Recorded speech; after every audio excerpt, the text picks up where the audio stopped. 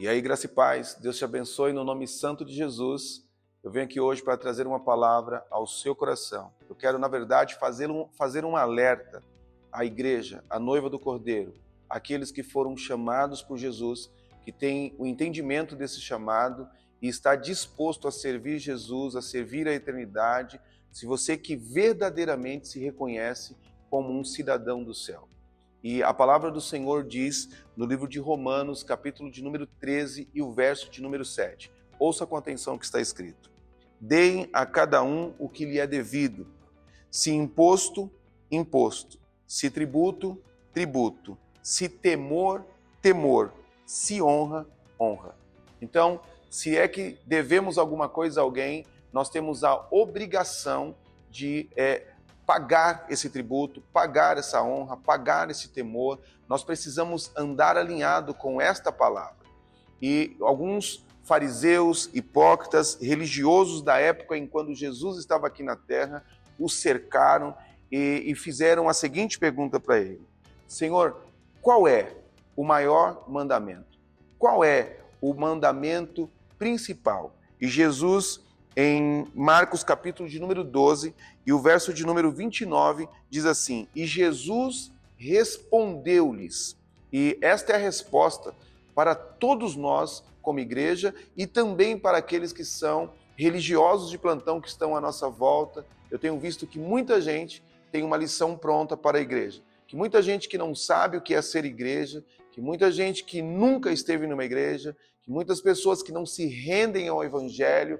Tem muita gente querendo moldar o padrão da igreja de Jesus. Mas o Senhor Jesus, Ele é quem determina a maneira em como essa igreja se comporta, é Ele quem determina a maneira em como essa igreja vai trazer sobre a terra a verdade do céu. E Jesus diz o seguinte, no capítulo de número 12 e verso 29 do livro de Marcos. Você poderá conferir isso aí na sua Bíblia.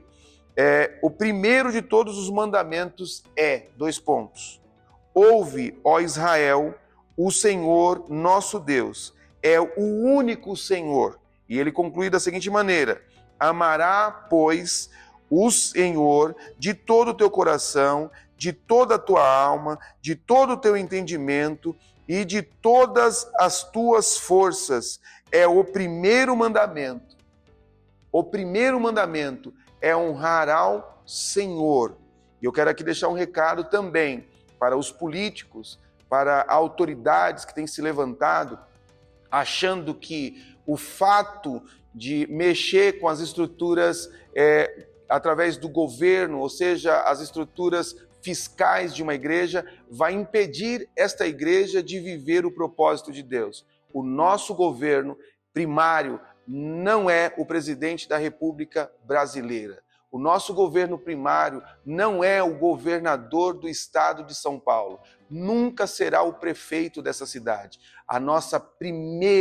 O nosso primeiro governo é a eternidade. Nós nos submetemos ao Senhor, honramos ao Senhor e depois honraremos vocês. Nós nos submeteremos a Deus em primeira instância e depois, com base na fundamentação da palavra, nos moveremos na direção de vocês. Então saiba de uma coisa, jamais nenhum governo, jamais nenhum homem poderá parar a igreja, porque a igreja ama, antes de todas as coisas, o Senhor, o Criador de todas as coisas. Nós estamos aqui a serviços da eternidade.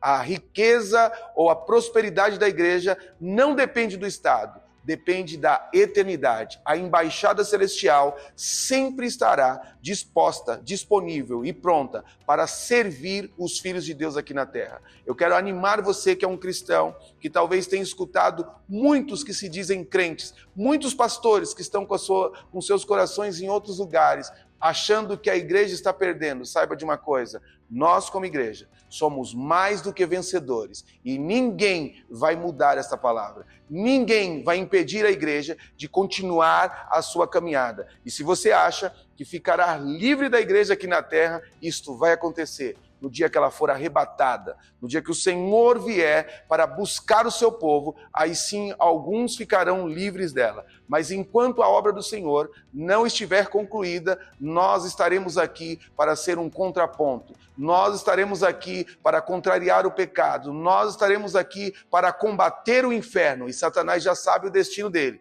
Ele perde e o nosso Deus sairá vencedor. Então eu quero declarar sobre a vida da nação brasileira, eu quero declarar sobre a vida dos filhos de Deus, daqueles que realmente têm essa identidade, que a bênção do Senhor, que enriquece, sem acréscimo de dores, esteja sobre a tua vida. E ainda que o choro dure uma noite, pela manhã o nosso Deus nos trará alegria. Que Deus te abençoe no nome santo de Jesus.